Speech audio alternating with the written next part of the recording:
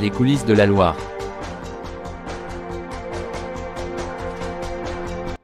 Alors, Lina Giampietro, bonjour. Pierre Gioia, bonjour. Bien, merci à tous les deux d'être venus au studio de 42 TV. Bonjour. Pierre, vous êtes le nouveau grand maître, c'est ainsi qu'on appelle, de la commanderie des Anistiers. Et Lina, vous présidez l'association des sclérosés en plaques Loire-Sud. Merci d'être venu parce qu'aujourd'hui, je crois que vous étiez bien prise à la journée de la santé au stade Geoffroy Guichard, où il y a un certain nombre d'événements. Alors Pierre, on va se plonger un petit peu dans le passé, on va remonter quasiment au Moyen-Âge, à l'époque des corporations, et il y avait une corporation qui existait déjà, qui s'appelait celle des Anisetiers. Rien à voir avec ce qui se passe aujourd'hui. Dites-nous, même si vous n'êtes pas historien, de quoi il s'agissait. Alors, je ne suis pas historien, néanmoins, en tant que président, bien sûr, je connais un petit peu l'histoire des Anistiers, puisque le bon roi Saint-Louis faisait venir la badiane depuis la Chine. Cette badiane était utilisée par les apothicaires et les médecins de l'époque. Il la pilait avec le pilon, d'où notre symbole, le pilon et la badiane. Et cette poudre, ben, les apothicaires, donc les pharmaciens d'aujourd'hui, en faisaient des médicaments. La symbolique, le médicament pour un malade, c'est lui faire le bien. Et nous, on a repris donc cette symbolique en disant que avec notre soutien financier et moral, on apportait du bien aux personnes malades ou présentant un handicap.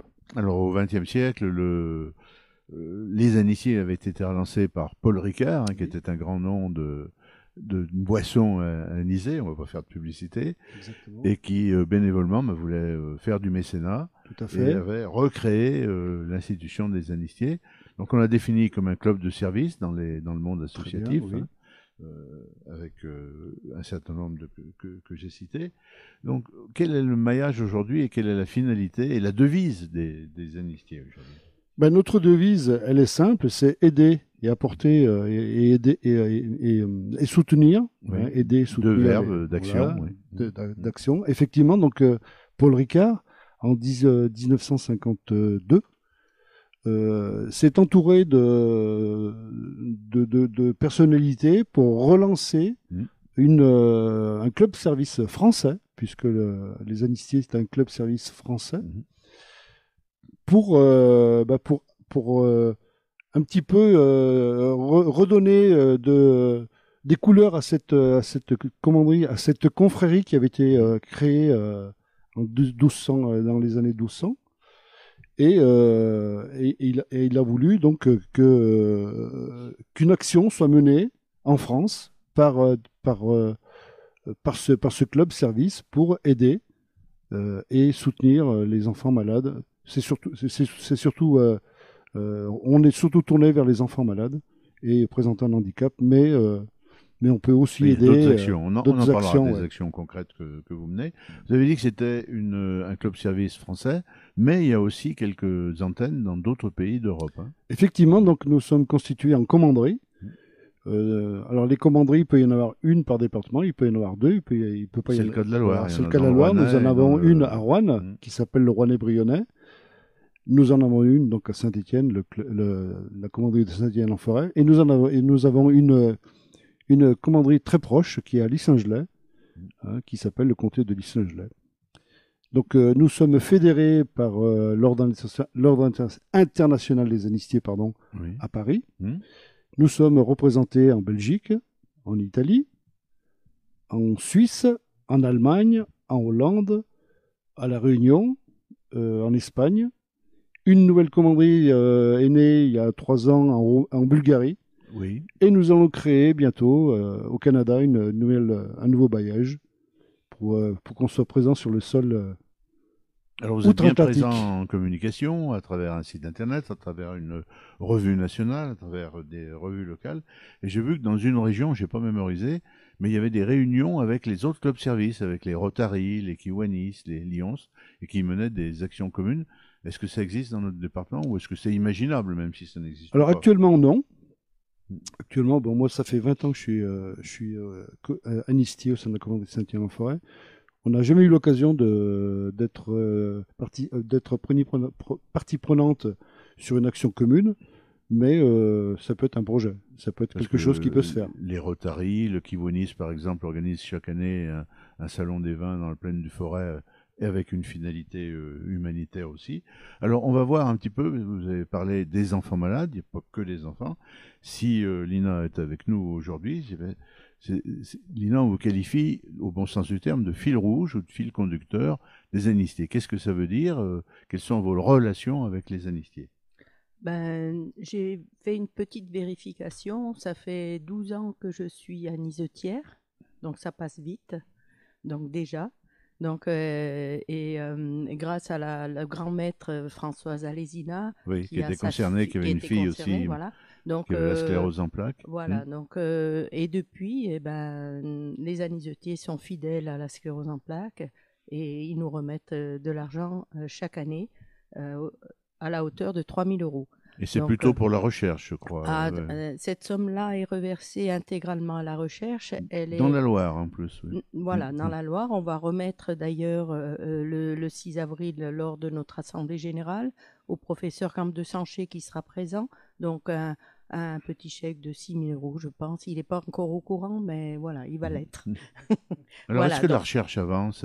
Puisque ça fait quand même des années que vous êtes le fil rouge, comme ben, ça fait 20 ans cette année que je ouais, suis la présidente des ouais, sclérosés en ouais, plaques. Bien sûr, les, les, les membres du bureau et les administrateurs se font rares. Donc, ça se trouve pas facilement les bénévoles. Hein. oui. Donc, mais c'est vrai que vous pourrez me reposer la question, s'il vous plaît, parce que j'ai perdu le fil.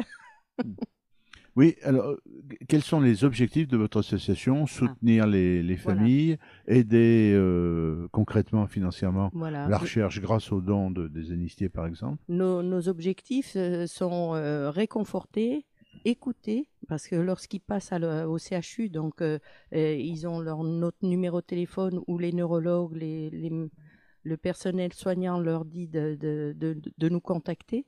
Voilà, donc on fait une écoute, on présente la maladie, on leur dit les choses à faire, à ne pas faire, et puis après on essaye de les prendre en main, de les aider tant qu'on peut, aussi bien administrativement, aussi bien pour la recherche, hein, et leur faire découvrir la maladie sans trop d'appréhension, parce que quand on vous diagnostique une CEP, on vous laisse comme ça, vous avez la sclérose en plaques et point barre, quoi. Hein.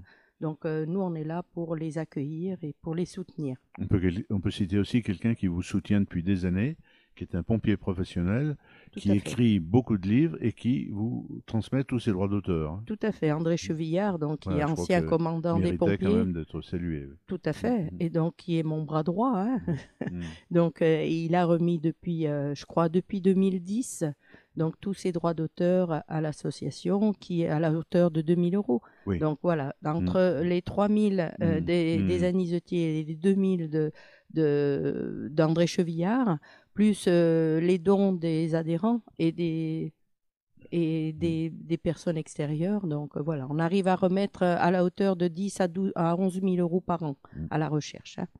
Alors Pierre, on va voir, outre le fil conducteur à qui on vient de donner la parole, d'autres actions. Par exemple, il y a un EHPAD qui est géré par les Petites Sœurs des Pauvres à Saint-Étienne. Effectivement. Et là, vous les accompagnez dans des loisirs que vous offrez, ou un repas, des sorties aux résidents. Effectivement, donc Pas depuis 2 ans, donc nous aidons Ma Maison, Mm. qui est un EHPAD géré par les Petites Sœurs des Pauvres. C'est Mère Simone qui la gère de manière